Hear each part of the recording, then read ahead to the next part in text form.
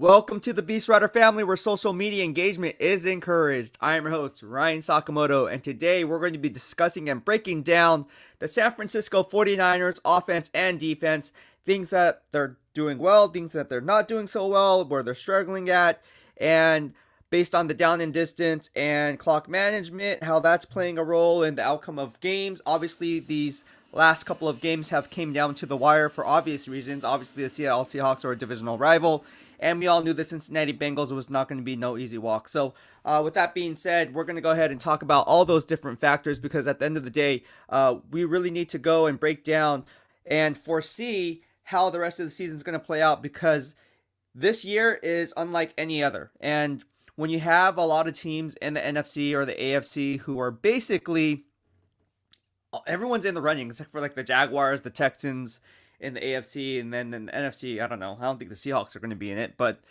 you never know because it's the Seattle Seahawks. But it's funny that the Seattle Seahawks were booing Russell Wilson and then calling for Geno Smith. But anyways, we're going to go ahead and talk about the breaking news here today because obviously we do things in real time. If you guys haven't heard yet, Dee Ford has been sent to season-ending IR. His season is absolutely done.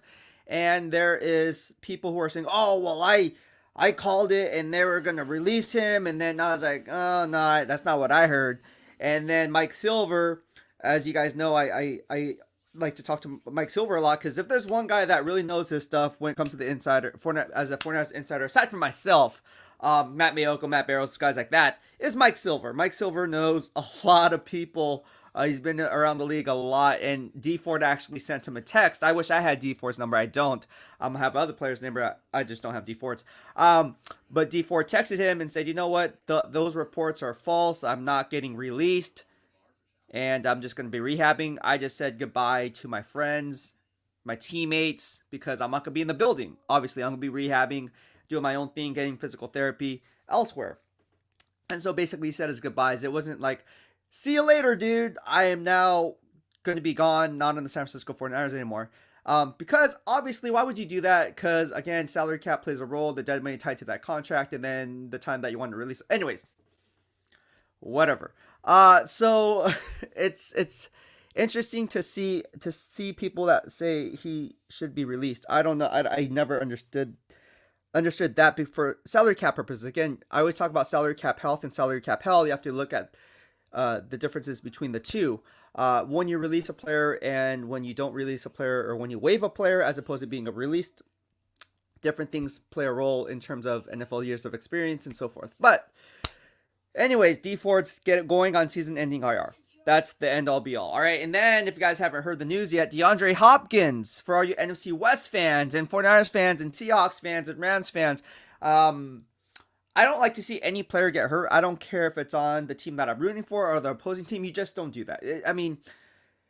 But anyways, DeAndre Hopkins out for the regular season, and there's no timetable for his return yet. They're hopeful that he returns for the playoff run, but unfortunately, I don't think that's going to be happening. I think anytime you shut down DeAndre Hopkins he's been banged up, right, for the majority of the year, and he has a heart of a lion, right? He's very tough. He's very physical, very competitive. At the end of the day, it's like, these injuries are going to start taking a toll on your body. If you rush a player back too soon, this is what happens. I'm not saying this happens in DeAndre Hopkins' case, obviously, but he's out for the remainder of the regular season. I'm just going to read the report by ESPN because I got the notification here on my computer just shortly before going on this live stream that DeAndre Hopkins is in fact out for the remainder of the regular season, which is huge news. All right. It says sources. That's the tagline here. Sources, DeAndre Hopkins out for a regular season. All right. I'm just going to pull up that article here, read it to you guys so you guys don't have to do the legwork and look it up for yourself and be like, what the heck is BEASTwriter talking about? Before I go ahead and do that, just put it up on the banner. I know how you guys like these banners up here. I'm just going to say that. Put this up there. DeAndre Hopkins out for the year. I shouldn't say out for the year because then that's like misleading. Out for the remainder of regular season. All right. Here we go. All right, so DeAndre Hopkins is out for the remainder of the regular season. All right, you guys haven't heard the news yet. That's what's going on. ESPN reported it. He's out with a knee sprain. I talk about sprains, ligament damage, how that plays a role between sprains and strains, whether it's muscle, tendons, or ligaments. That's going to tell you whether it's a ligament sprain or a strain. And obviously, this is a knee sprain. So, what that entails is a knee sprain is.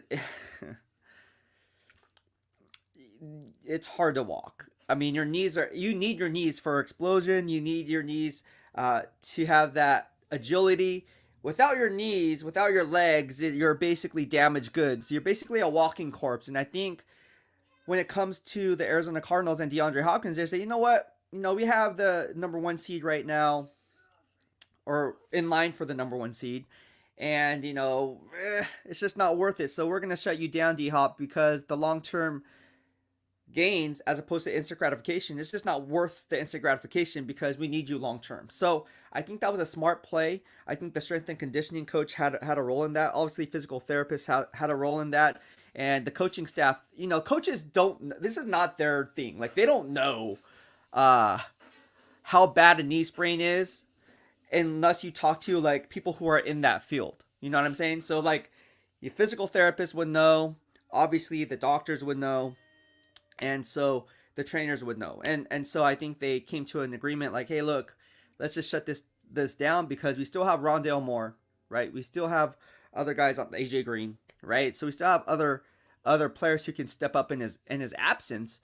And the article says right here, I'm just going to read it to you. Arizona Cardinals wide receiver DeAndre Hopkins is expected, and I'll get to your guys' questions right after this.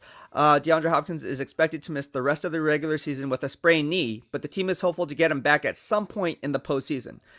That to me tells me that when they say they're hopeful, odds are he's not going to be ready for that deep playoff run. I mean, if everyone's hopeful. Like, heck, I'm hopeful I can lift 400 pounds. But is that realistic? I don't know. Probably not. I mean, my highest bench press is 345 pounds. All right. So 400, that's a stretch. All right. But anyways, I don't know. Hey, it's DeAndre Hopkins. Everybody's expected recovery time is a lot different. So, hey, it's DeAndre Hopkins. I'm not going to doubt him. But they're hopeful to get him back at some point during the postseason. League sources told ESPN's Adam Schefter and Jeremy Fowler. All right. Follow both those guys. They do a really good job at covering this type of stuff. Obviously, you guys know who Adam Schefter is, but not a lot of you guys know who Jeremy Fowler is, unless you covered like the Steelers or something like that. All right, Hopkins is seeking the second opinion with Dr. Neil. I'm not even going to pronounce his last name, El Atrache. It is still uncertain whether Hopkins will need surgery. Hopkins suffered the injury in Monday night's loss to the LA Rams and had an MRI on Tuesday. With 1 minute and 13 seconds remaining in the game, Hopkins went up to try to catch a pass between the two Rams defenders in the end zone, and both defenders came down on top of his legs. He rolled over on his knees in pain and didn't play for the remainder of the game.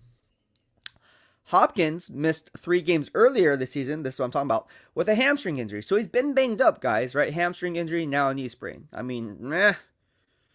A hamstring injury. Who else had a hamstring injury that came back? Fred Warner. And then he had an ankle injury, right? Unrelated, but it's kind of related because the kinetic chain plays a role. We talked about this. He leads the Cardinals. They wrap up the article saying he leads the Cardinals, as in DeAndre Hopkins, with 8 touchdown receptions this season, his second with the franchise, which acquired him in a blockbuster trade with the Houston Texans last year. The 5-time Pro Bowl selection also has 42 receptions and 572 receiving yards this year.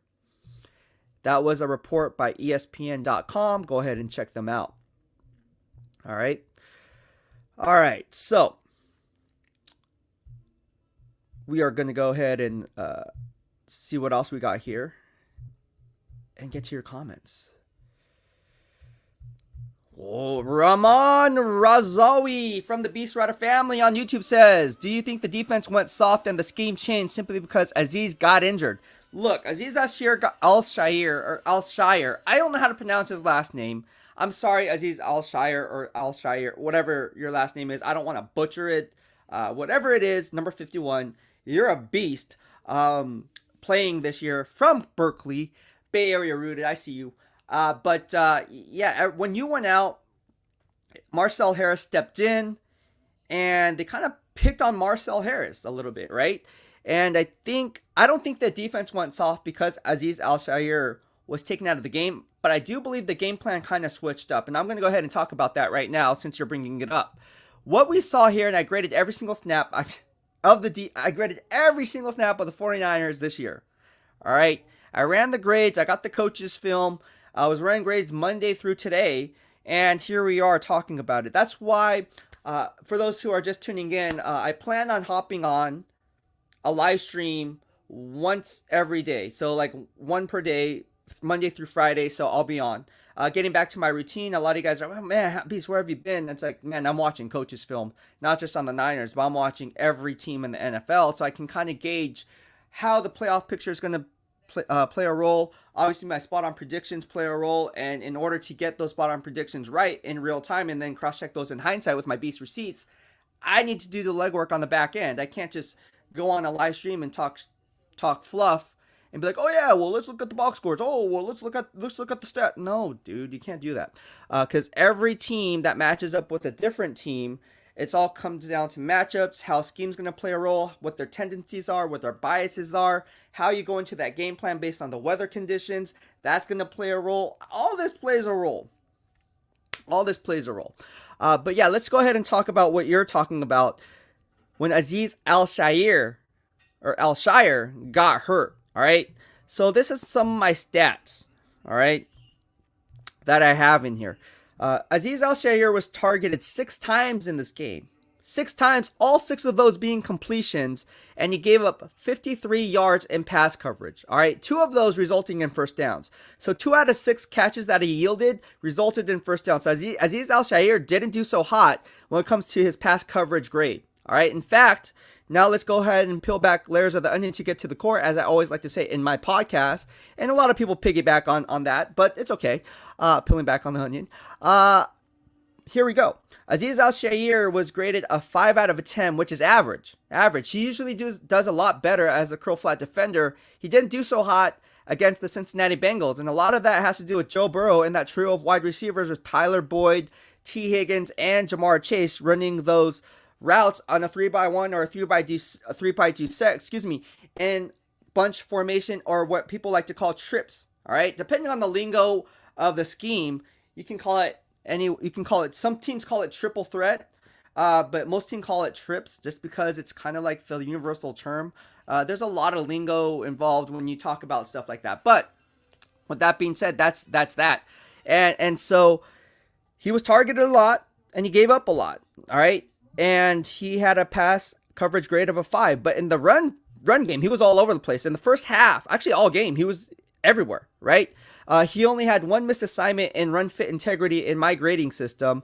And he was all over. He had 1 tackle for loss from -2 in my grading system. He also had 3.5 tackle wins, which led the freaking team. All right, so Azeez Al-Shaair, again, he's playing at a Pro Bowl level in my grading system, believe it or not. And he's not a household name, but he should be.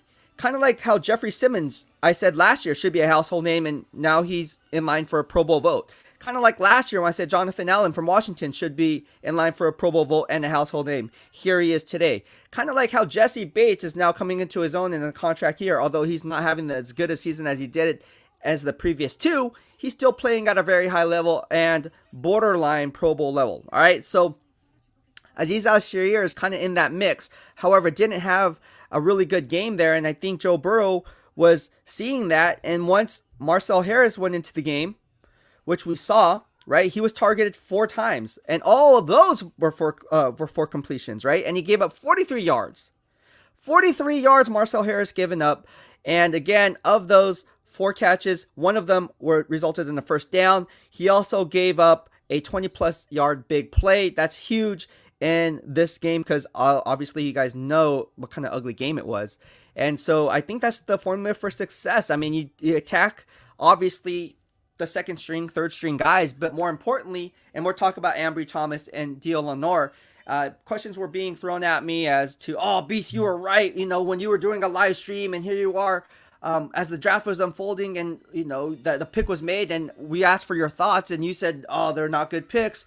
And then we're like, no, because we heard what college, and then Like some of you guys, oh yeah, I don't know about that guy, and then you guys were all optimistic. Not all of you guys, but some of you guys were optimistic, and then based on what Kyle Shanahan said, he said he was going to be good. And I was like, here we go again. You got to read between the lines. And like, I don't care what Kyle Shanahan says. I go off what I feel. We can go back on the Dante Pettis. But anyways, Javon Kinlaw, Eric Armstead, the list goes on and on and on. Check the Beast receipts. But yeah, and everything checks off. I mean, right tackle Mike McGlinchey, another one. So the list goes on and on and on. And what we see here is Ambry Thomas and Deandre Hopkins, they just don't have the fundamentals, right? It comes down to fundamentals. It doesn't necessarily be like simply because you're a rookie, you don't get the pass for not knowing your fundamentals. I mean, that's kind of fun. It's fundamentals. You learn this in high school football. Like, forget that. You learn that in middle school football, right? You learn that playing Pee Wee football, or midget league, whatever the case may be. You depending on how you leverage your splits, and we're going to talk about that on the second level backers and what the Bengals and the Seattle Seahawks are starting to do with their second level backers and leveraging their splits pre-snap. What you're seeing on the back end there, as opposed to the third level in the secondary, is Deandre Hopkins and Ambry Thomas don't understand where their help is, and they don't necessarily understand route concepts. Route concepts is something that you rarely see at the college level because everything's so spread out. The college game is a lot different than the NFL because the hash marks are a lot wider. So when the hash marks are a lot wider and the field seems a lot wider because your starting point, you can basically take advantage of the whole left side or right side of the field depending on where you're lining up. There's a lot of real estate to work with, right? So everything's just kind of boom, boom, boom, spread formations, let's go, let's go, let's go. In the NFL, it's more condensed. Everything's condensed, so the hash marks are condensed. Now you have to play your splits a little bit tighter, but you also have to know where your help is because there's a lot of traffic going on, right? You don't have that real estate to work with on the opposite side. So when you're seeing Ambry Thomas, and I tweeted this out, let's go ahead and take a look at some plays here, all right? When it comes to those guys, all right? I tweeted this out on Twitter. If you guys don't follow me on Twitter, consider following me on Twitter because I like to put up a lot of stuff on Twitter for you guys. And so when I do that, it just keeps everything in line. Roman Raze says, love the content. By the way, always love hearing your perspective. Thank you so much, and mahalo for the love. I appreciate it. If you guys are watching this, please give it a thumbs up. It helps the algorithm, helps the traffic. And also, if you guys want to send me a super chat or a super sticker, there is a donation or tip button in the lower right-hand corner of your screen if you're on your iPhone, your Android, or a laptop.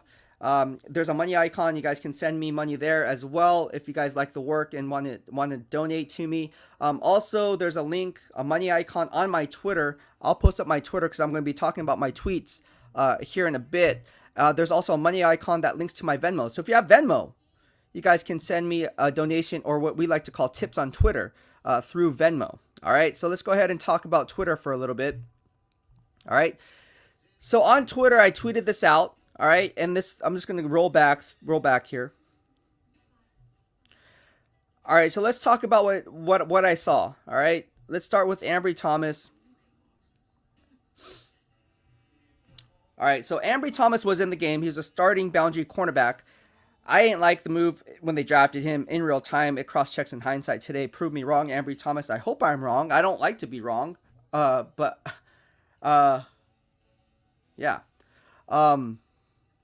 Anyways, Josh Norman. Here's a fun fact when it comes to Ambry Thomas. When Ambry Thomas rolled down the boundary cornerback, Joe Burrow attacked him.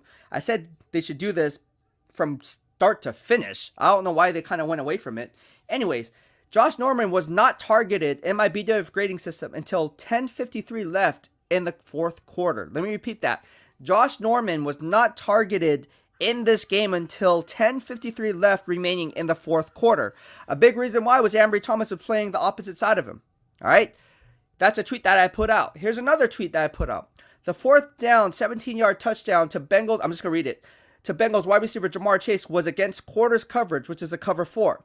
Ambry Thomas was supposed to play numbers to the boundary and opted to help the underneath defenders. All right, so you play quarters coverage. You have 2 boundary quarterbacks, 2 deep high safeties, and then you have 3 underneath defenders. So it's a numbers game, right? So instinctively, if you're a quarterback, you know, okay, They're bringing 4. They're dropping 3. It's a quarters coverage. All right. Now, they didn't show a single high look and then drop back, which we're going to talk about, and how DeMeco Ryan is using Jimmy Ward and bringing up K'Wan Williams as a blitzer, and they're doing that rotation.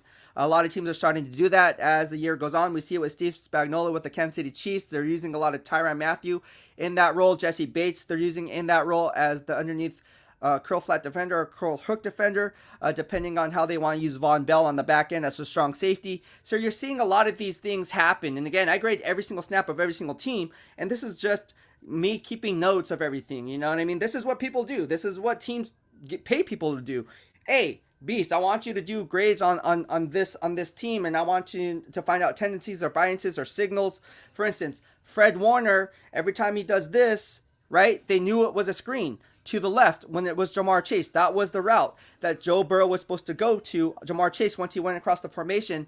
And Fred Warner, being the film junkie that he is, was going like this, telling his defensive backs on that right side to kind of shift over and play the bubble screen and that screen pass, and then Joe Burrow had to go in another direction. All right, so you kind of figure out tells. Now that I figured out the tell and just basically released it on Twitter, which I did yesterday, I'm pretty sure DeMeco Ryan's going to switch it up. But there's a lot of different things that are happening. All right, so that's what happened. Getting back to that 4th down, 17-yard touchdown to Bengals wide receiver Jamar Chase. It was against quarters coverage. Ambry Thomas was supposed to play numbers to the boundary and opted to help the underneath defenders, but forgot Chase was playing a game of catch me if you can for strong safety Talanoa Hufanga. All right, so what you saw Jamar Chase. That was a broken play. Ambry Thomas didn't know what to do. He was kind of caught in the middle, and when you do that, you're supposed to play the numbers to the boundary, but also be the deepest guy in your quarter of the field. And if that's Jamar Chase, obviously DeMeco Ryan was probably like, dude, what the heck are you doing? You're Talanoa Hufanga on a broken play versus Jamar Chase on the back end. Like, where's the help? You're supposed to help in that quarter's coverage, because there's no way Talanoa Hufanga can cover now half of the field as opposed to playing his quarter of the field. I mean, that's why it's called quarters coverage. And so this is kind of common sense. He's supposed to be the deepest deep, and instead he kind of climbed upside, inside and tried to play and help out the underneath defenders, right? That was one mistake. It resulted in a 17-yard touchdown. I pinged that on Talanoa Hufanga because ultimately even though he was the nearest defender, he was supposed to be the last line of defense. I get it. But then I also pinged Ambry Thomas for missing that assignment because he was supposed to be there in a help position, playing his respective quarter coverage. All right. Here's another one. Bengals easily schemed their passing attack by attacking Ambry Thomas, and this is on Twitter, just a tweet. Bengals easily schemed their passing by attacking Ambry Thomas in cover 4, which I just talked about. Thomas was playing with 7-yard cushion off the line of scrimmage that allowed easy quick slants and a free release, as slot wide receiver Tyler Boyd took away the help of the curl flat defender by running shallow digs. This is what you call fuga. All right, fuck up the gray area. I talk about this all the time.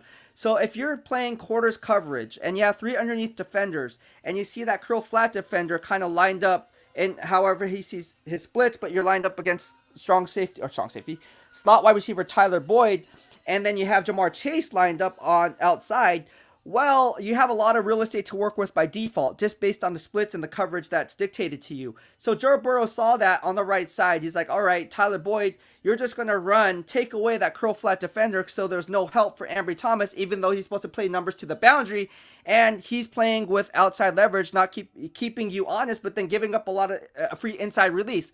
That is the straight high-low kind of concept, right? We call it high-low. Usually you'll see that tight end running like a post route and that split end or whatever running another post route, but it's kind of like angling like this, and that's called a high-low concept. You kind of saw that, but in the shallow game.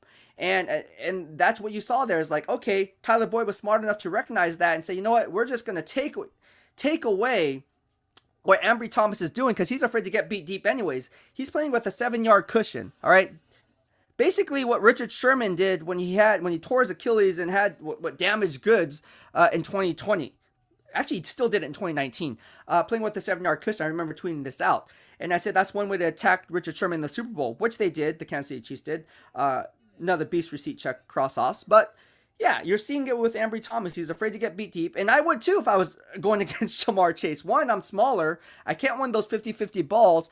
But at the same time, you can't give a 7-yard cushion to where you're just going to give up those easy quick slants and a free release. Either you press them at the line of scrimmage and you live and die by that press release.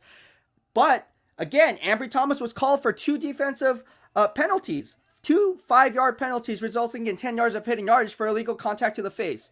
All right, you cannot... When you jam a receiver, you can't get your hands up on his neck and head area. And I don't understand how you miss a punch. Like, whether you're jamming inside or left side, you're supposed to stay square at the line of scrimmage, see the target. Obviously, what I was taught is look at the numbers, because the numbers don't move on a jersey, right? The hips can move, but the numbers don't move. So you're staying in line. I don't care what kind of head movement, I don't care what kind of shoulder movement you give me, because the jersey doesn't move. I was always taught to look at the numbers, and you can never get by me. All right, you can never get by me. Truth be told, went up against James Jones. When I played against James Jones, he couldn't get by me, even though he was bigger and stronger at the time. But numbers, boom, straight on, right? Whether it's basketball, football, whatever the case may be, right? Straight on, look at the numbers, and you jam the receiver, wherever you're supposed to. If you want an inside release or outside, you don't want to give him that based on your splits. You jam him properly in the shoulder, right? Or but you don't jam him up in the face mask. Like, what are we doing? Like, what are we doing, as Julian Edelman would say on Inside the NFL? What are we doing? He did it 2 times, and I think DeMeco Ryan's just like, okay, we're not going to try to jam, because you obviously don't know technique. And I posted some videos up when DC Jim O'Neill went to DC of the San Francisco 49ers, and posted some videos up of Rashard Robinson practicing that technique. This happens all the time. This should have been coached up if it wasn't coached up at the college level. And now you have to bring in a prospect because you don't know what kind of fundamentals he was taught. So then you have to reteach that. But that's where rookie camp is for. That's where training camp is for. And to have it happen twice in the same game, it's kind of a game of what the heck. Remember, this strictly falls on the coaching staff, simply because of the fact, like, the whole time, remember earlier in the year, they were getting beat deep for defensive PI penalties. And what were they doing? Going back to basics with fundamentals. How to track the deep ball. How to get your head around. Turn and look for the ball. You can't just go through the receiver without turning your head and looking for the ball, or at least pretending to do it. I don't know. So we're seeing a lot of issues here when it comes to Ambry Thomas's game. And Dio Lenore was the same thing. And people were like, oh, when Dio Lenore was starting, here we are in the YouTube live stream, and people were asking me, hey, what are your thoughts on Ambry Thomas? Should we have Ambry Thomas? I said, look, Ambry Thomas was drafted in the 3rd round. All right, Dio Lenore was drafted after him. If Ambry Thomas was that much better, he'd be in the lineup by now, because there's confirmation bias on where that selection was made. And the fact that he's not tells me that he's no better than Dio Lenore. Same guy. And now year 2 is where the player's going to see the most progress, because at the end of the day, in year 2, that's when you see the biggest leap. So I'll give them the pass, so to speak, because they're rookies, but fundamentals is a lost art, and it shouldn't be. It shouldn't be. And that falls on the coaching staff for not coaching them up. So that's what I have to say about that. John Zach says, love your content, pro. Keep grinding. Thank you so much, and I appreciate the love. I see you. John Zach also says, everyone will pick apart Niners cornerback. Hopefully they can fix that next year with J.C. Jackson or someone similar. Look, J.C. Jackson in my grading system is a number 2 cornerback in the NFL. In fact, he finished number 3 last year in my BWF grading system, and people were laughing at me saying, oh, no, he's not. He's good, but he's not better than such and such. Or even this year, oh, he's not better than Trayvon Diggs. Random people who aren't in the BWF that, I show up in their feed on Twitter, and so they kind of chime in. I'm like, bro, you have no idea what you're talking about. I graded every single snap of Trayvon Diggs and J.C. Jackson, and Trayvon Diggs is nowhere close to J.C. Jackson in terms of fundamentals, learning what his help is, playing it honest, and not getting beat deep. Look, Trayvon Diggs, I just wrapped up Trayvon Diggs' grade of week 14 before hopping on here. He's not very good when it comes to being disciplined, all right? He gave up a 70-something yard touchdown to Deontay Harris and against the New Orleans Saints, but they never talked about that. They just talked about their interceptions.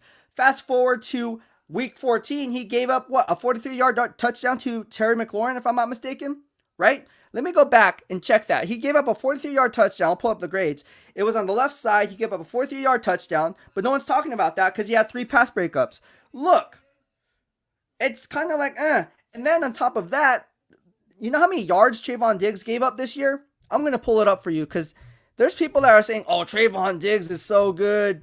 I'm like, he's good, but he's not like great. Like, he's not a Pro Bowl player. Like, he's better than average for sure because he's a ball hawk.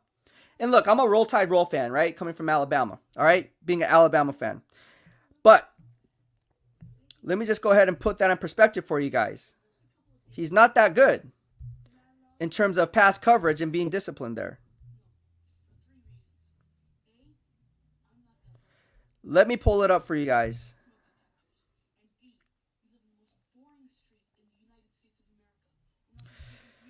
You guys are going to be like, whoa. All right, here we go. Week 2. I didn't get week 1 yet. All right, because some players I didn't get week 1, so I just kind of wiped that whole thing out. Just have apples to apples comparison. All right, so we started week 2. Week 2, he gave up 180 yards passing. Week 3, 47 yards. Week 3, 82 yards. Week 5, 75 yards. Week 6, 84 yards. Week 8, 55 yards. Week 9, 64 yards. Week 10, 39 yards. Week 11, 80 yards. Week 12, 63 yards. Week 13, 98 yards. Week 14, 69 yards. Guess how many touchdowns he's given up? He has given up 5 touchdowns yielded in my BDF grading system. All right. And a lot of those were on cover 1. He was lined up man-to-man. 4 of those were lined up man-to-man cover 1 with some mix and match zone coverage underneath. Cover 3 happened in week 6 where he gave up that touchdown. All right. And for the fourth quarter, here I'm looking at my notes. Fourth quarter, 2:21 mark. Gave up a week 8 touchdown in first quarter at the 11:55 mark. That was a cover 1. He also gave up another cover 1 touchdown week 13, quarter number 4 at the 2:47 mark. So there you have it. Furthermore, you know how many big plays he's given up? Forget that. Let's talk about the big plays he's yielded.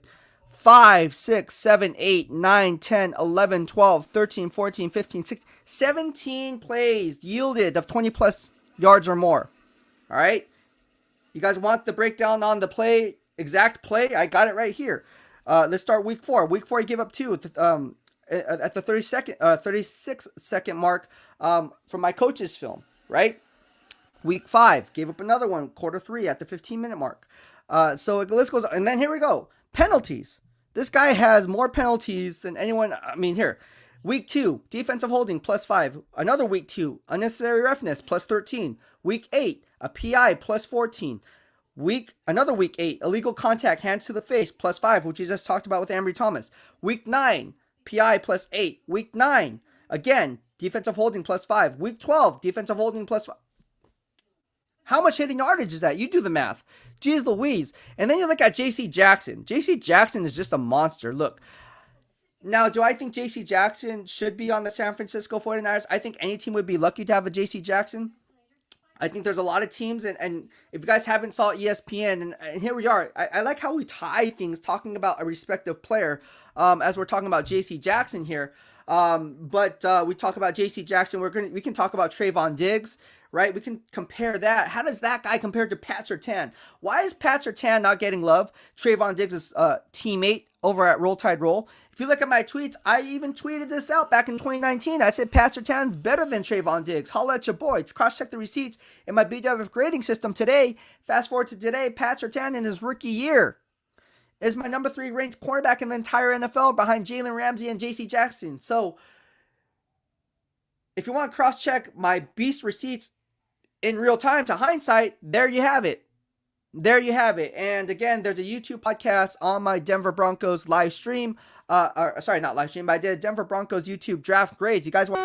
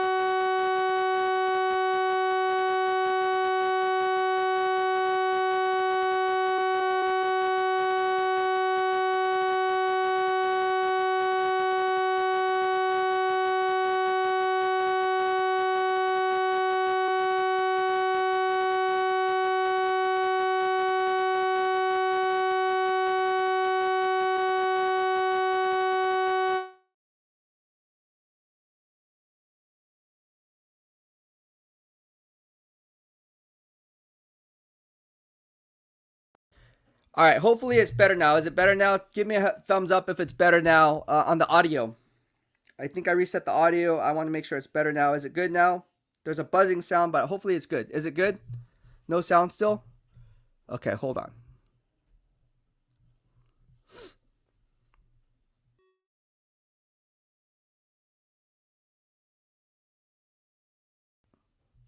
All right, is it better now? Give me a thumbs up if it's good now. Rob Banks says still no sound. Still no sound. Consider sending me those super chat and super six so I can get better audio equipment. I need better audio equipment. Let me know. My boy Jeff says good. My boy Jeff is on it. You guys are on it too. As well. Thank you so much, Rob Banks from the Minnesota Vikings fan base. So as I was saying, thank you, John Zach. See, better volume up 2 notches. So everything's good. We're good. Okay, good. So as I was saying, there's no way that Pat Surtain is not better than Trayvon Diggs. It is. All right. So let's get some of your questions. Wow, we have a lot of questions here. Let's see. All right. Rob Banks says, Cards lose the last 4 games at Detroit versus Colts, at Cowboys versus Hawks.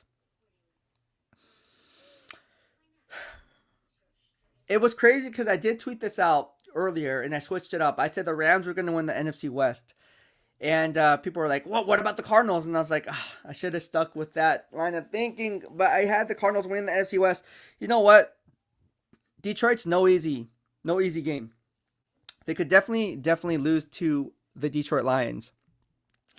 And although they have Rondale Moore, they have Zach Allen there, they have Isaiah Simmons, they have a good defensive front seven with Marcus Golden, even though J.J. Watt's out. They still have a lot of edge rushers that can kind of fill that void. And then they have Byron Murphy, who's playing at a really, really high level in my BWF grading system. There's a lot of Buda Baker's obviously playing at a Pro Bowl level. But at the end of the day, it's... Colts are going to beat that game. I think Colts are going to win. They're going to win that game. At Cowboys, that's a tough game. I think the Cowboys are going to come out on top.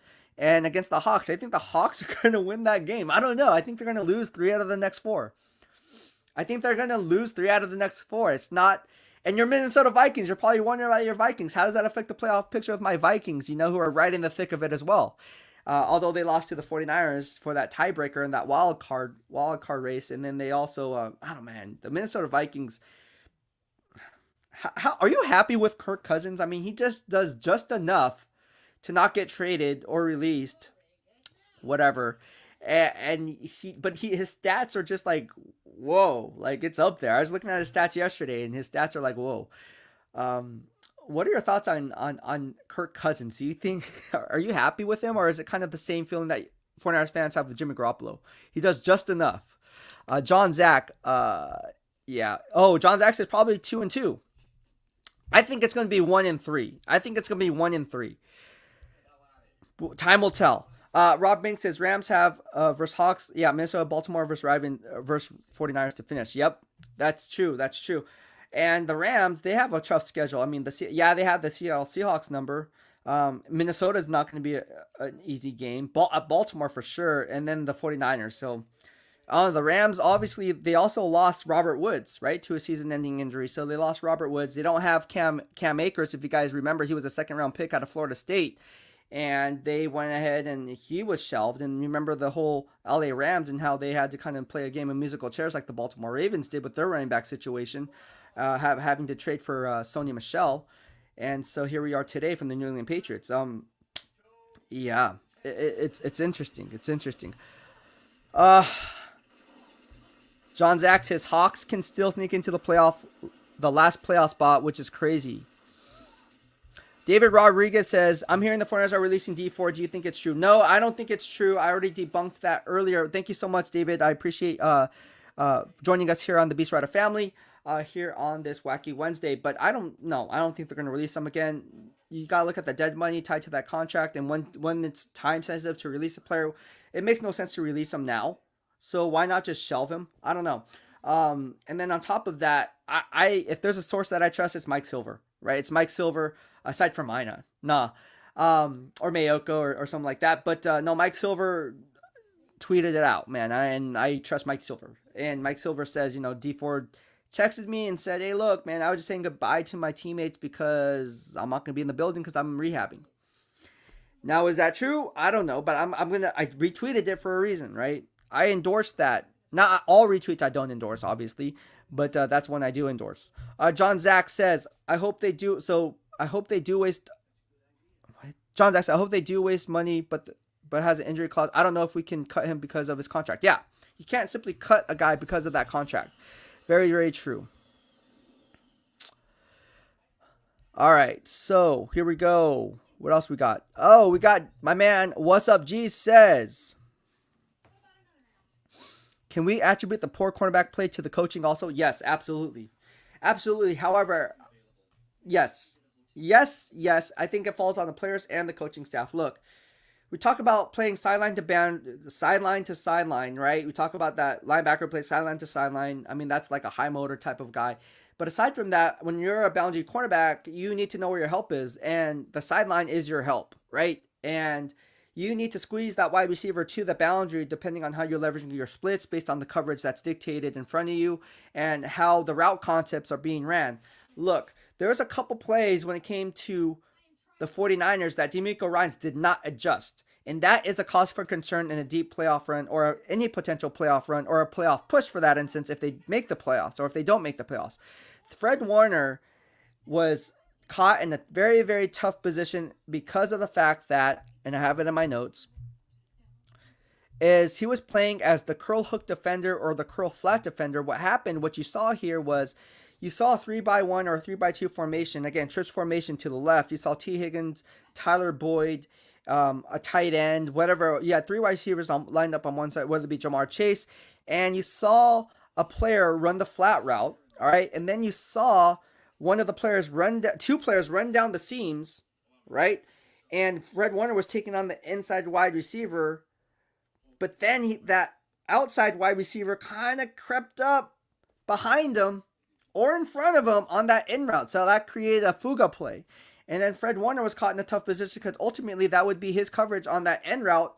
And Joe Burrow just stuck it on the receiver. Again, this happened at the 5:58 mark in the third quarter as a fuga play, a 3-by-1 flat in route to the seam. And then in overtime at the 10-minute mark. So again, there's a lot of fuga being ran when it comes to Fred Warner and DeMeco Ryan's defense. And he didn't do anything. He didn't do anything late in the third. He should have saw that watching the coaches because you get it on your iPad or your tablet, whatever you're looking at. And you should see that. But hey, look, oh man, they kind of figured out something. So next time we're going to adjust and do this. These are in-game adjustments. Now, it's hard to do that on the fly sometimes because all people have to be on the same page, and that can lead and open another can of worms. But at the end of the day, if you're telling Fred Warner, hey, look, be on the lookout for this. If this happens and you see three wide receivers lined up on one side, or 3-by-1, doesn't have to be wide receivers, it could be a tight end lined up. Anyways, a 3-by-1 concept or 3-by-2, whatever the case, if it's an empty set formation, you got to be mindful of getting fugad, right? And when it comes to the boundary cornerback position, same thing applies. Like if you're playing a cover 4, which I like that DeMeco Ryan did because he was saving his inexperienced young cornerback who doesn't know fundamentals, like Ambry Thomas or Dia Lenore. Plug and play whoever you want, you get the same results.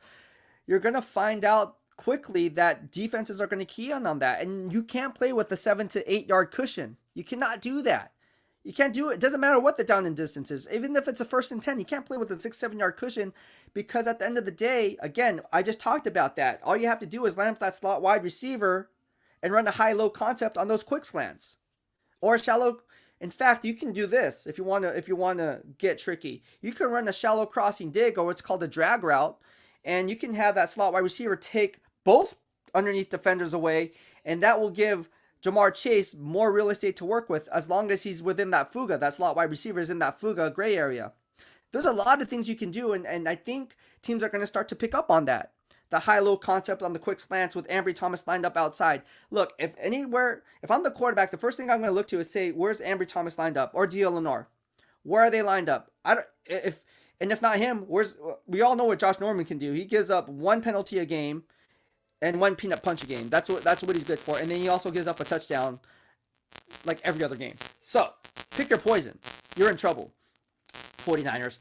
And so what I would do is but whoever that boundary cornerback is, Dre Kirkpatrick's gone for a reason, but you can kind of go look back and say, hey, look, all right, first thing, obviously we got to point out the mic. We got to know what kind of coverage you're in. We're going to look at the two deep safety high looks.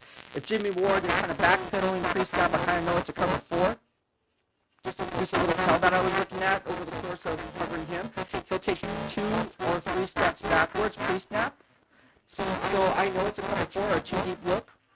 Alright? And so what I'll do is, based on where Jimmy Ward's lined up, if he's lined up on the opposite side of Ambry Thomas and Tell his Longman's lined up there, I'm going to take advantage of that. Because I know that they don't have to cover Jimmy Ward. He can play restricted zone coverage on that half, whether it's the quarters coverage or the case may be.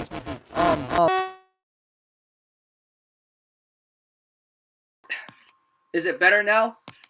So I have some issue here with my audio, but hopefully it's better now. Tell me if it's better now. I don't know what's going on here. Maybe I gotta check it. Is it better now? Tell me if it's better. Tell me if it's better. Leave a comment. All right. Jeff said static. Is it still staticky? All right, we're good. Jeez Louise. See, I need better equipment. I do need better equipment. It's getting ridiculous. Anyways, thank you, Tony Vang. I appreciate it. It's so crazy how my audio is just crap. So yeah, consider sending me those you guys are watching, send me those super chat and super stickers so I can afford better audio equipment. I got this Blue Yeti Nano specifically for this. As you guys remember, I used to have headphones on. Maybe I have to go back to using the I don't know. I don't know for now, because this Blue Yeti is supposed to do wonders for me, but it's obviously doing shitty for me. Anyways, back what I was saying is, I would look, before the static happened, I would look at where Ambry Thomas is lined up, right?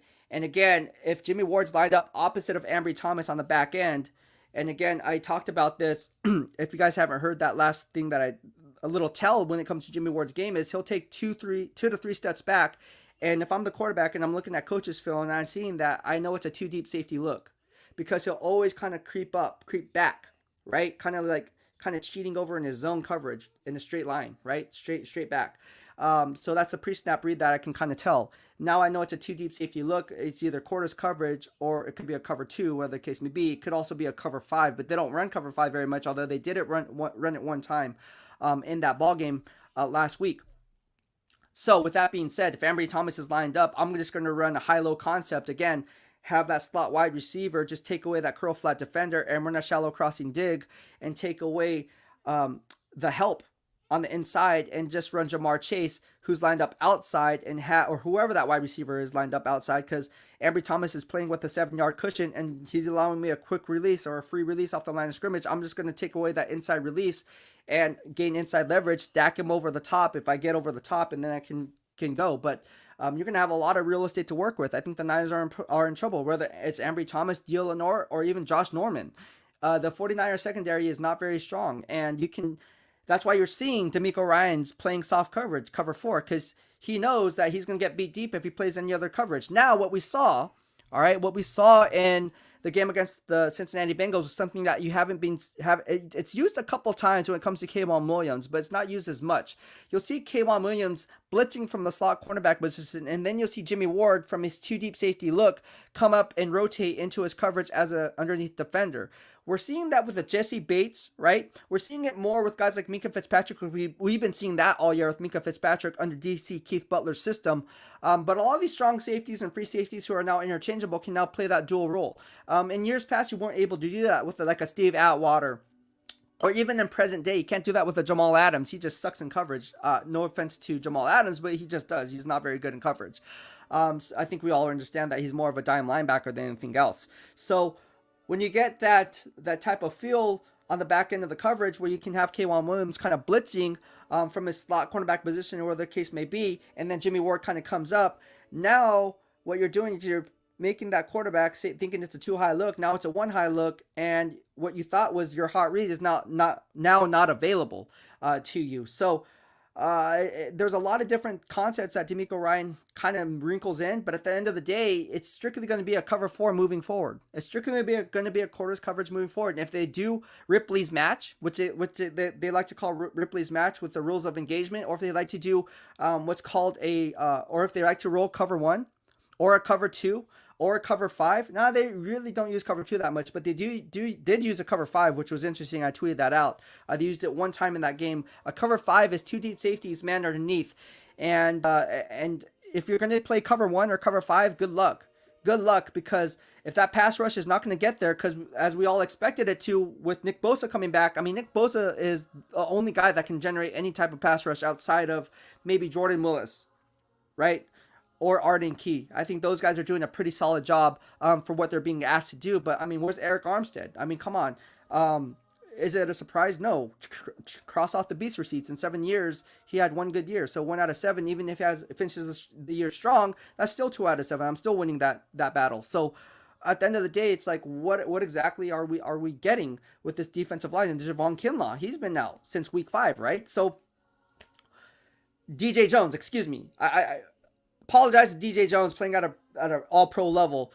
He's getting good pass rush up the middle for what he's doing. So put him in the mix. Bosa, DJ Jones, Arden Key, Jordan Willis, those guys are getting it done. But aside from that, what are they getting from? Like, it's sporadic. And if that pass rush doesn't get home, if DeMeco Ryan decides to pull a cover 1 out of his butt at any given time because he feels that, he can get there, or I don't know. Or if he tries to roll K'Von Williams on the blitz package and bring up Jimmy Ward, well, that's going to leave that boundary cornerback one-on-one on the outside, because now it's a single high look, and that strong safety, Jaquiski Tartt or Talanoa Hufanga, whoever the case may be, and whoever's inserted there doesn't have that deep range to cover that respective third, you're going to be in trouble. And I would take deep shots all game. I would throw it from the numbers to the boundary to where only the receiver can get it. And if you're high pointing a 50-50 ball against these smaller cornerbacks, you're going to win more times than not. If not, you're going to be called for a DPI, a defensive pass interference call. So there's a lot of different things that can be said. And again, I graded every single snap of the 49ers. Like, I've been doing this since day one, like dating back to 2012. So if I'm picking up on these things, you don't think DC's or offensive coordinators are picking up on these things? Absolutely they are. Now, again, against the Atlanta Falcons, do I think the Atlanta Falcons are going to pull out this victory? No, but I didn't think they're going to win either. When the last time they played at Candlestick, I think it was the last home game, or one of the last home games at Candlestick, at Levi Stadium, when they had Julio Jones in, and they didn't have their tight end. I think it was, who was their tight end at the time? I'm drawing a blank. They didn't have their starting tight end, right? They didn't have wide receiver Calvin Ridley. They're not going to have him this week. And Julio Jones single-handedly beat him. All right? So it's just like, there's no give-me's. And yes, they have Russell Gage. Russell Gage is a ball hawk. And not ball hawk, but a baller. And so is Cordero Patterson, who was a former first-round pick from the Minnesota Vikings. And now he's basically a Deebo Samuel. He can line up at running back. He can do it all. You're going to hear it on the broadcast. I'm just going to point it out. If you haven't heard it by now, Cordero Patterson, you're going to hear, oh man, Cordero Patterson can do it all. Look, you can line him up in the backfield. You can line him up in the slot. He can be a split end. You can use him on end arounds. You can use him on scissor routes, going across and beating that deep safety because he has that deep speed. He can return punts, return kicks. The guy is just a baller, as Jim Harbaugh would call a football player. That's what you hear. That's what you would get when it comes to Cordero Patterson. And that's what he brings to the table, right? So you got to stop Cordero Patterson. Now, how are you going to do that? I don't know. Could Cordero Patterson single-handedly beat the 49ers? I mean, Julio Jones did it. But they do have Russell Gage. That offensive line is, I wasn't high on Jalen Mayfield. Still not high on him. Obviously, like Caleb McGarry, I was never high on him when they drafted him. Cross-check the beast receipt, another one as it pertains to the Atlanta Falcons. They also have, Lindstrom there, I believe. I think they drafted Lindstrom. I think that was a first-round pick, if I'm not mistaken.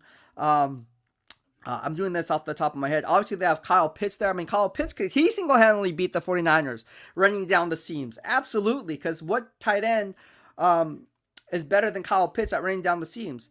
Travis Kelce, George Kittle, Darren Waller, but Mark Andrews.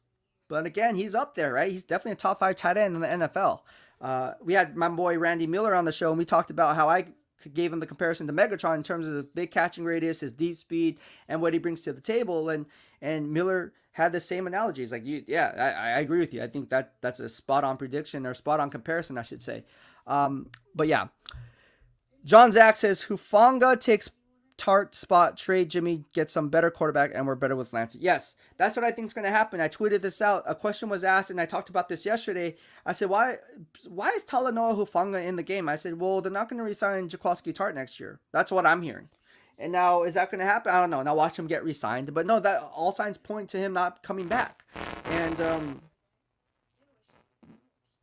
He's playing at a really high level, but can he stay healthy? I think that's one thing when it came to his contract situation this past offseason is, hey, look, like we're sitting at the table here, and we need to know.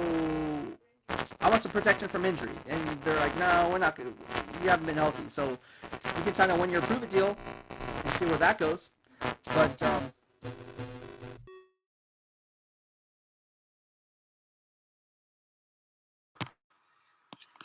all right, we're having audio issues again. I'm gonna go ahead and switch it off to the other side, and I'm gonna see if that works. So give me a second. Give me a second.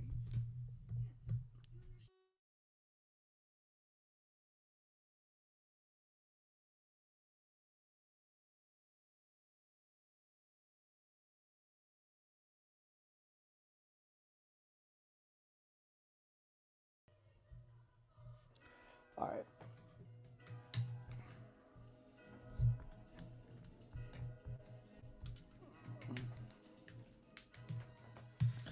All right, let's see if this works. Is it better? Are we good again? Is it better?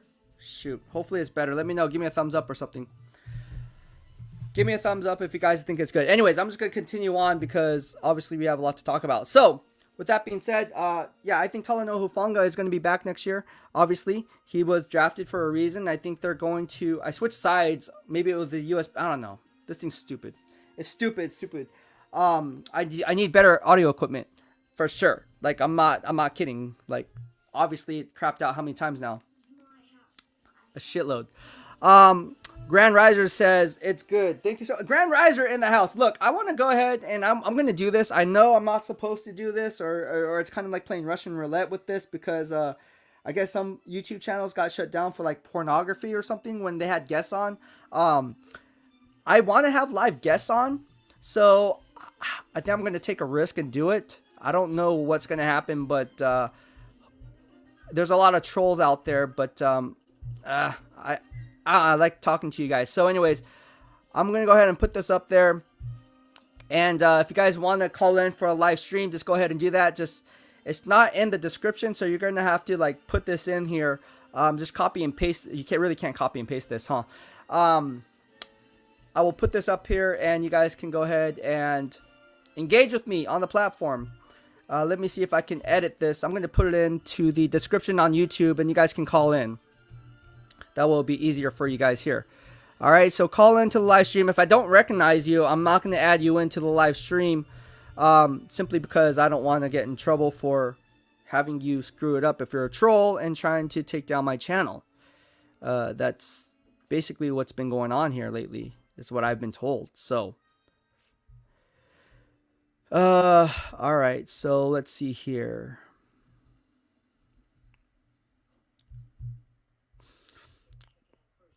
All right, so yeah, just go ahead. It's up there. So just go ahead and click that and then add me into the live stream if you want.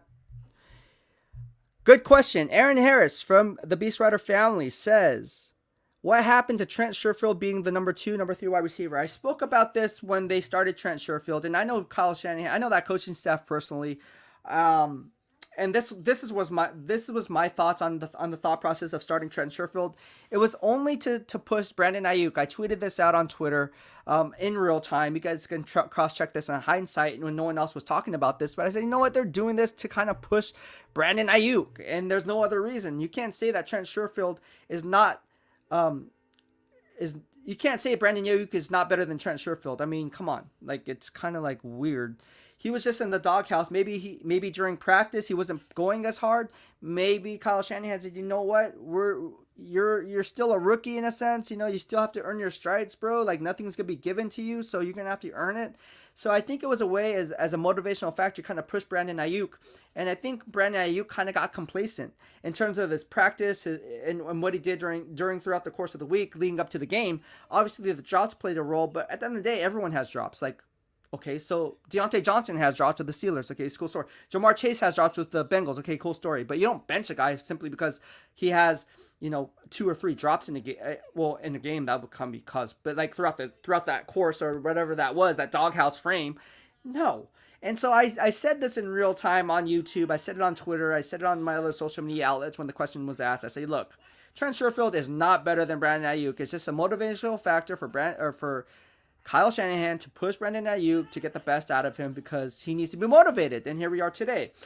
So is it a surprise? That's why Brandon Ayuk was on my fantasy football team till this day. That's why I never traded Brandon Ayuk. Go check the Beast receipts. I could have traded Brandon Ayuk earlier on in the year, but I was like, you know what? I've been told that this is the reason why. So I was like, huh. And knowing Shanahan, I was like, I kind of had that feeling. I just had to cross-check with my sources, my BWF network, and I was like, I'm going to hold on to both George Kittle and Brandon Ayuk, and here we are today. Made the playoffs. Or about to make the playoffs, I should say. Anyways, here we are. So, it's not like Trent, and the funny thing is like when Kyle Shanahan says, oh yeah, Brandon Ayuk's fine, and he goes on a press conference and says, oh, Trent Sherfield just doesn't make it easy on Brandon Ayuk to earn that starting spot. Come on, bro. Really? Come on, bro. The best predictor of future behavior is past behavior.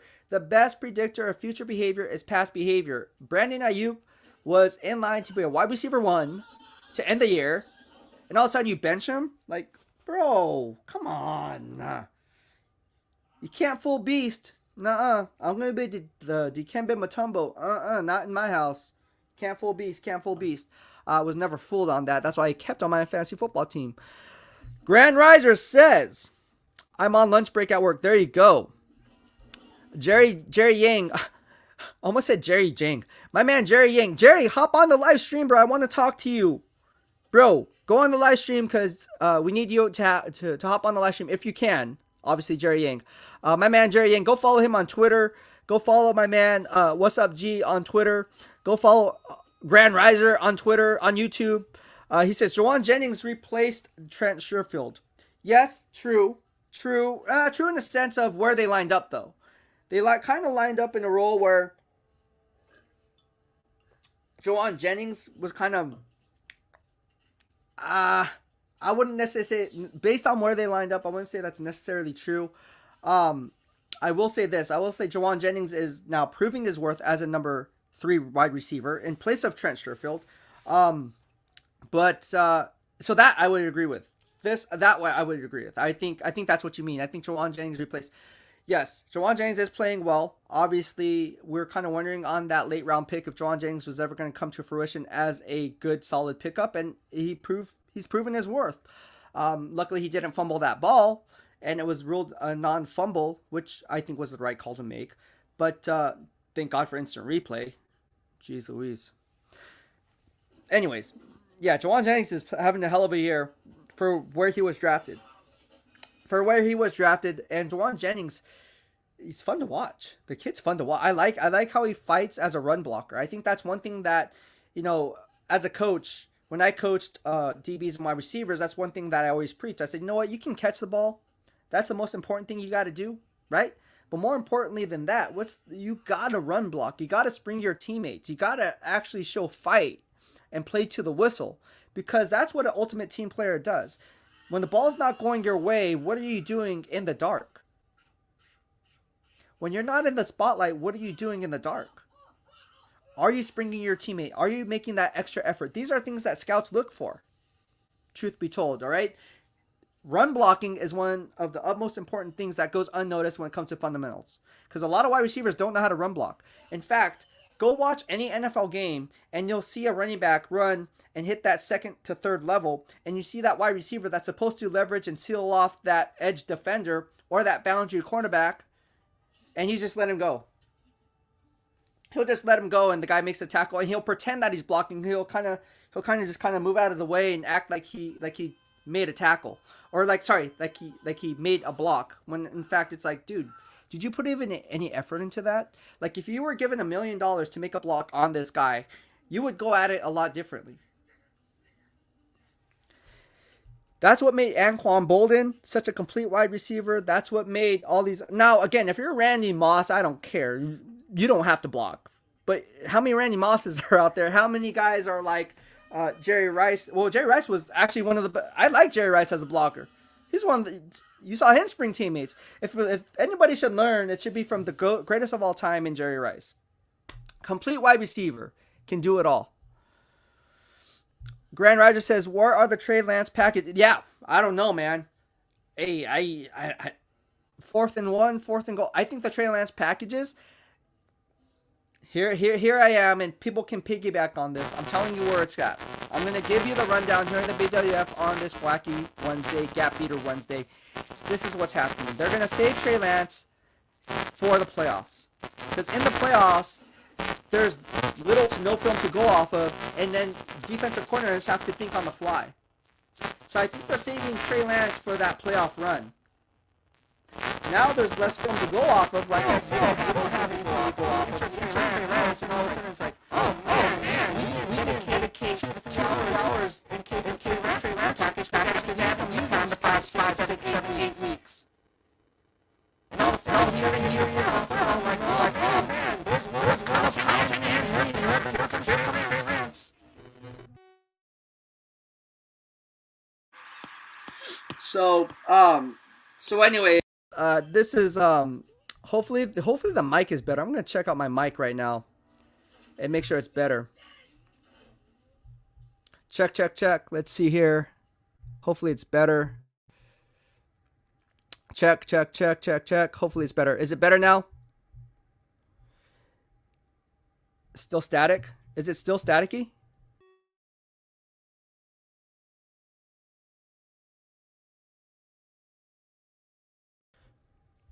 All right, is it better now? It's better now? All right. I'm going to switch off to another one. Anyways, you got some... What's up, Waruna? Waruna, I need better equipment, bro. This sucks. Let me just... I hate when this happens. Anyways, my man Waruna. Follow my man Waruna Pereira on Twitter. He's on Twitter. Follow him. He's also... he's covers for SI. All SI for the 49ers. Follow him. Thank you so much. I appreciate the love, man, for tuning in. Anyways, yeah. So as I was saying, there's a lot of different things that are going on here. But when it comes to Trey Lance, I think they're saving him for a deep playoff run. I think they're gonna have him for the playoffs. I think you have less film to work off of during the regular season, and once the playoffs hit, it's almost like this. It's like, okay, well, Kyle Shanahan. Oh, they're inserting Trey Lance. Oh, where did that come from? And then the DC is going to be like, damn, we didn't dedicate 3 hours of our of our work week for Trey Lance packages because they haven't used them since weeks, from the last 5, 6, 7, 8, 9 weeks. So, shit.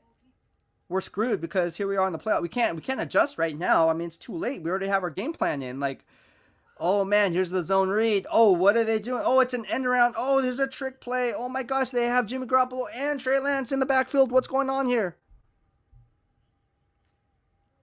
Yeah.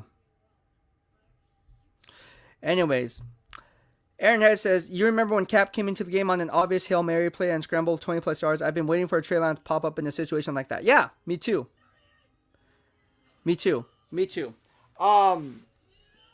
So that's kind of where we're at right now. And so anyways, Jerry Hink says, oh, thank you so much, Glitch and Dog. I appreciate it. Yeah, there's a glitch in my mic. So odds are it's going to happen in 5 minutes again. So place your bets, everyone. Jerry Hink says, then touchdown Lance. Yes, then touchdown Lance. There you go. But anyways, it's really interesting. I can't wait to get a new mic. I wanted the what is it called? The Audio Technica 2020 USB Plus. That's what I want. That's the kind of microphone I want. This Blue Yeti is total BS. It sucks. It's horrible. And yeah, I'm having mic issues. I don't know what's going on here. But hopefully it gets cleaned up.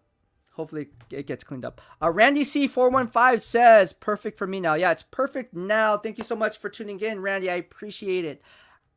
But, yeah, I need no audio equipment. So, if you guys want to support the BWF, consider sending me a super chat or super sticker. It would do me love. Also, we are giving away these BEASTwriter we're not giving away, but we are selling these BEASTwriter family t-shirts. So, if you want this swag, we have a dark heather gray, and we have a black.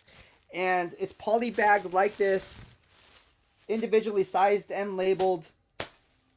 100% ring-spun cotton, so it's premium quality cotton. I don't skimp on it quality. Designed and made in the USA, specifically Los Angeles. Holla at your boy. All right?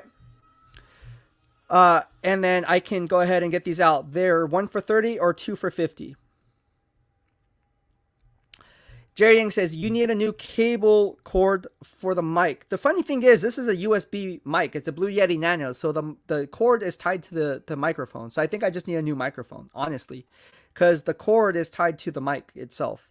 Unless it's StreamYard. I don't know. I haven't gone on to like a Zoom and it hasn't happened. I don't know. Maybe this thing just sucks. I don't know. I don't know what the return policy on this thing is, but it sucks. Grand Riser says, how far... Now Blue Yeti's going to be on the stream be like, dude, he just bashed our Blue Yeti. Like, it's his shitty freaking fault. No, I don't know if they would say that. Grand Riser says, how far do you think the Niners can make it in the... It's probably my fault. How far do you think the Niners can make it in the playoffs? Are they Super Bowl contenders? No, they're not. They're definitely not Super Bowl contenders. But hey, I will say this. I will say this is a funny season. Every season has its own identity. And do I think the 49ers are Super Bowl contenders? I'm not going to say and be a hater and say they can't go to the Super Bowl, because I think I'd be doing myself a disservice, because I don't know what's going to happen. However, you guys are following me or watching this for my insights and analysis. And again, before I go ahead and answer that question, please do me a solid and hit the like button. If you guys are watching this, please do that now. Just give me a thumbs up. It really helps the YouTube algorithm, and hitting traffic for people like you who like or who may like my stuff will be able to see it in their feed. So that's one of the things that YouTube said, offer the like button, tell people to hit the like button every so often. So I'm asking guys to do that.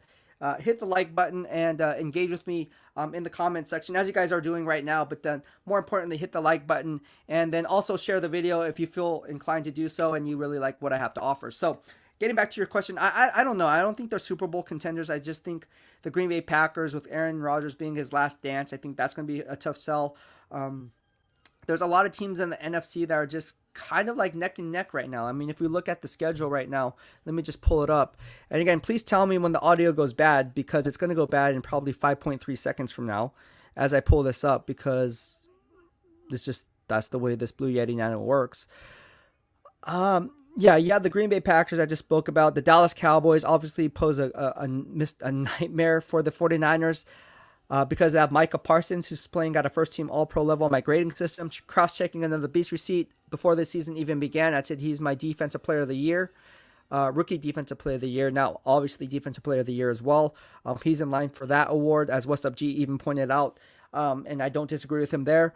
We also have the Tampa Bay Bucks. How are you going to beat the Tampa Bay Bucks? How are you going to beat, even without AB? How are you going to beat the Tampa Bay Bucks? How are you going to beat the Green Bay Packers? Those and the Dallas Cowboys, I just don't see it happening. Now, anything can happen in the NFL. I'm not saying it's not going to happen, but I would say if I was a betting man, I would. Those are just two. They're not mismatched nightmares. It's not a good matchup for them. Aaron Harris, has anyone else noticed Jimmy standing in the pocket, scanning the field, but having to push his guard with his offhand? I've never seen any other quarterback do that. I didn't notice standing in the pocket, scanning the field, but having to push his guard with his offhand. I haven't seen that, so I don't know it. I haven't seen that, to be honest with you. So maybe I've seen it and wasn't aware of it. But then now that you brought it up, now I'm gonna have to go back and look at it. I haven't seen that, and that is weird. Randy C415, hit that like button. Yeah, hit that like button, everyone. Appreciate the love and support. It really is helping me out. Again, hit that like, give it a thumbs up, man. There's like 14 people watching right now, so give me a thumbs up. Holla at your boy. What's Up G says, and it'll help the algorithm. Remember, we would have like 300, 400, 500, 700, 1,000 people on at one time, and that kind of tailored off the YouTube, and then it kind of hurt my algorithm. Well, we're trying to get that thing back up, so hit the like button and engage with me. What's Up G says, 49ers are going to be a wild card. I don't see them beating any of the division winners. Tampa, yeah. I agree with What's Up G.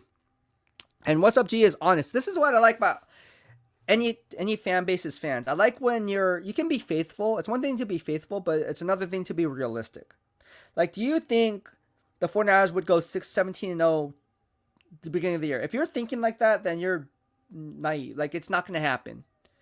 Like, it's just not going to happen. Now, anything is possible, but it's not going to happen, bro. Like, let's not get it twisted. Let's not get it twisted. So I like your line of thinking. I think you're a very honest fan. I like this, and this is the type of fans that I want. I don't like the homers, or I don't even like people who cover the 49ers who are homers and say like stuff like, oh yeah, well, that was a bad call on Nick Bosa because he was held. And I'm thinking, dude, did you watch any other game besides the 49ers? Like, every freaking top edge rusher gets held. Look at Michael Parsons. He gets held a lot. Look at Aaron Donald as an interior defensive lineman. He gets held all the time. Look at Joey Bosa, Nick's brother. He gets held as an edge rusher all the time. Chipped off the line of scrimmage by the running back or tight end all the time. And then held by the offensive tackle all the time. Cameron Jordan, held all the time. TJ Watt for the Pittsburgh Steelers, held all the time as a grade every single snap of those players I just mentioned. Jeffrey Simmons, IDL, held a lot of the time. Jonathan Allen, held all the time. It happens. It's just a matter of how much the ref is willing to call or the umpire is willing to call and allow. I tweeted that out. Randy C415 says, how do our cornerbacks match up Atlanta wide receiver? I wouldn't necessarily say the matchup. I guess it's a matchup. They both suck. More importantly, if I was to take, and you talk about wide receiver, I'd call pick one as a wide receiver. So if I call pick in that wide receiver, I think the Falcons have because he adds so much to that wide receiver unit. And he's used more like a tight end, or more like a wide receiver than a traditional tight end. He's not an inline blocker. You didn't draft that guy number 4 overall to be an inline blocker. You drafted him to be and break records as a tight end from the receiving position. That's just how it is. Tony Vang says, what do you think about Aaron Banks? Bust? Yeah, I said it since day one. I thought he was a bust in real time as we were doing a YouTube live stream. Remember, I was covering the draft, and every pick I got right, I would do curls and eat pizza on the other hand. If you guys haven't saw that video, you guys can go back and watch that. And as Aaron Banks was drafted in the second round, I said, oh, this was a bad pick. He's a power-based run player. He's not going to be playing much. I don't like the pick. They should have went after Asante Samuel Jr. instead of trading down with the Las Vegas Raiders. And then Asante Samuel Jr. went one pick earlier to the Los Angeles Chargers. And here we are today. They need a boundary cornerback. And Aaron Banks has been a healthy scratch for the majority of the year. Holla at your boy. Another Beast receipt checks out. Another Notre Dame product not getting it done from the offensive line position under John Lynch.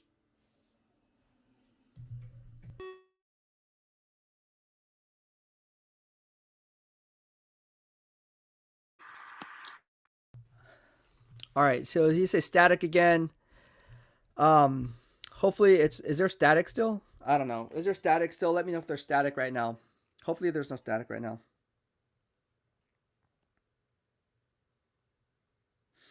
Gosh, this is really bad.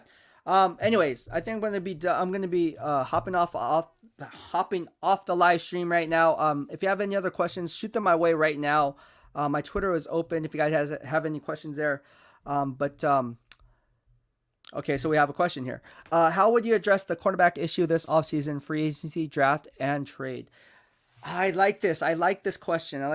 How would you address the cornerback issue this offseason? Well, depending on how much cap space I have, I'm going to look.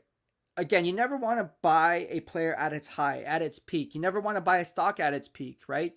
And I think in free agency, you're always going to be having to overpay for a player because the bargaining power is there and the leverage is there for the player, because if you're a good player like a JC Jackson, you get to pick your poison because you're going to be named a first team All-Pro, definitely by me as I have year-end voting rights as a proud member of the Pro Football Writers Association, PFWA. So he'll be a first team All-Pro vote. He's going to use that as leverage, saying, hey, I'm the best of the best. I'm the cream of the crop. I'm not a Pro Bowl player. I'm an All-Pro talent.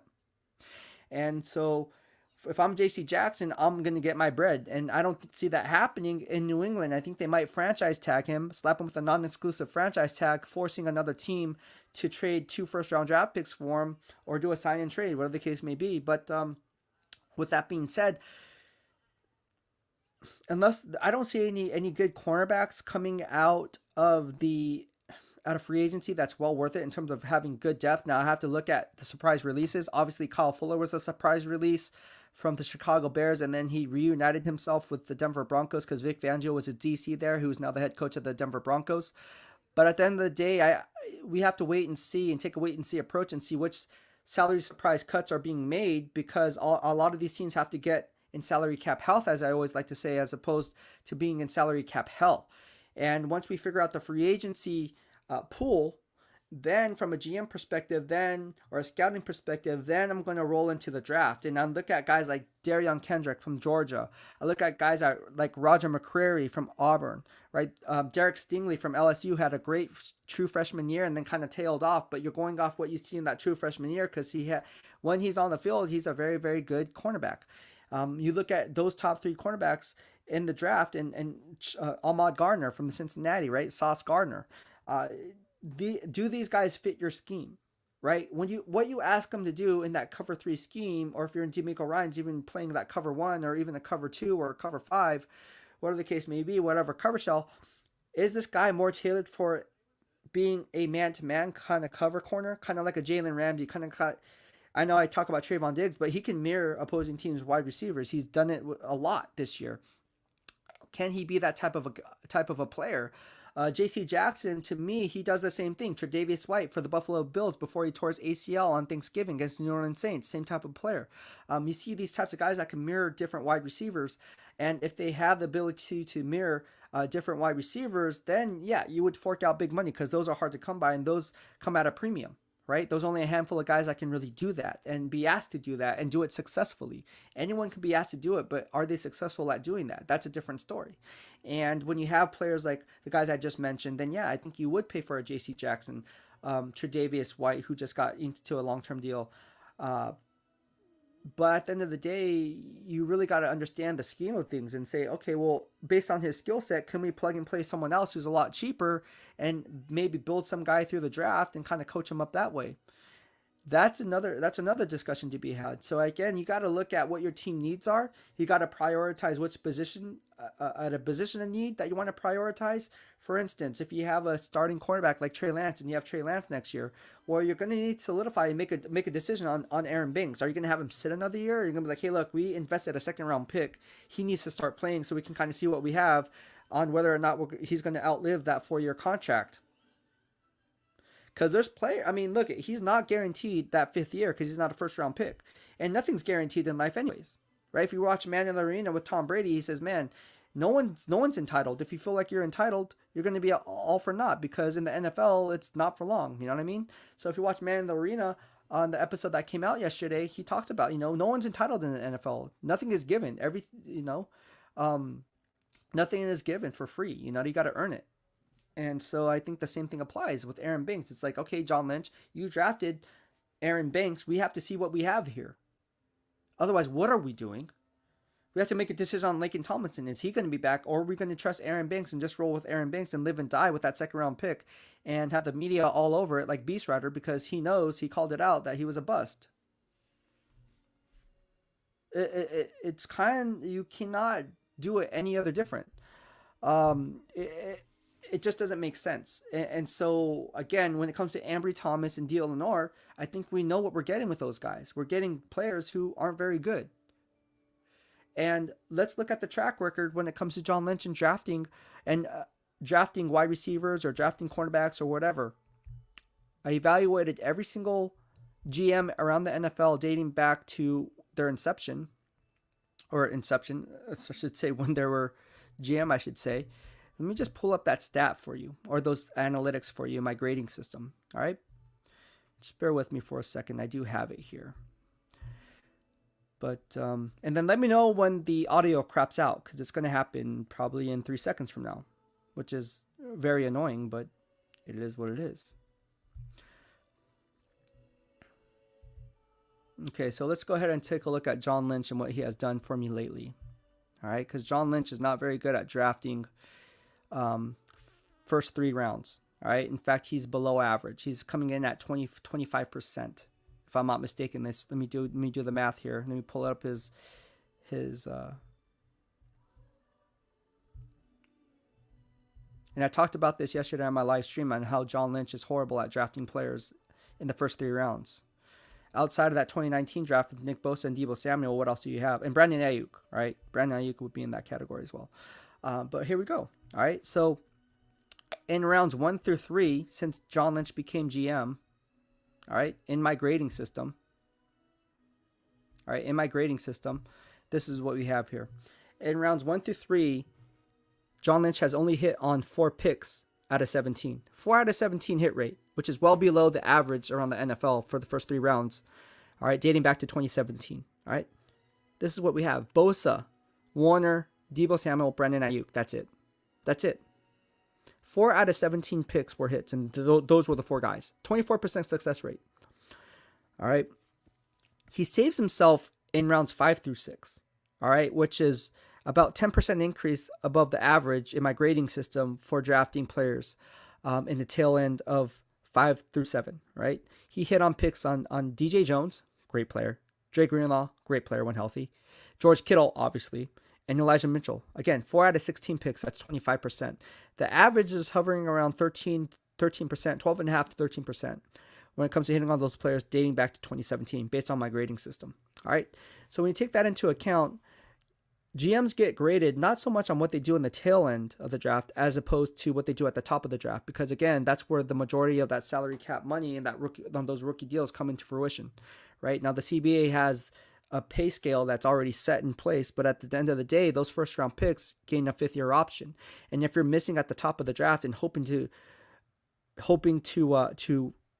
save your draft by hitting on those 5th, 6th round gems year in and year out, which you're only hitting on 25% anyways, it's only a 10% increase than the average, and you're already 10% below average on hitting on the first 3 rounds, you're going to be not looking pretty.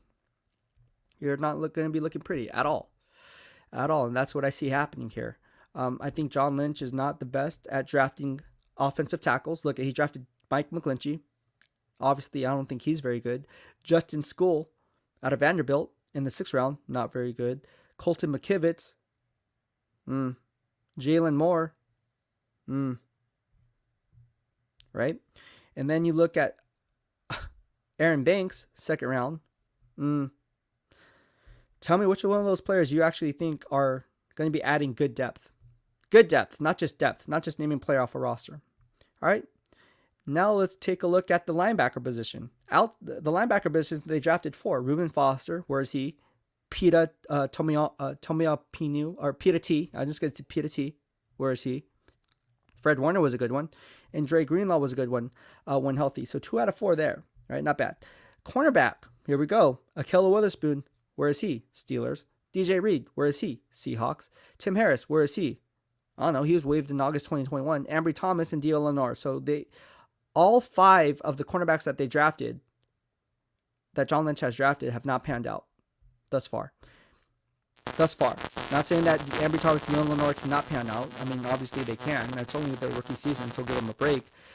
They get a slight break here, but I mean, when you get drafted in the 3rd round, you're really looking like a guy they should have got as an undrafted rookie free agent.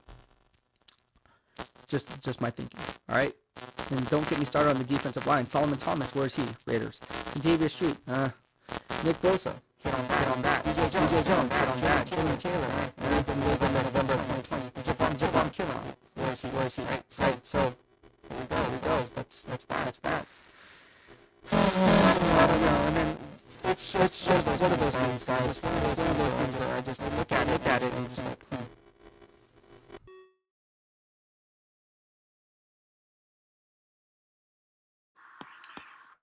All right. So hopefully it's better. Hopefully it's not so staticky again. I don't know what's going on.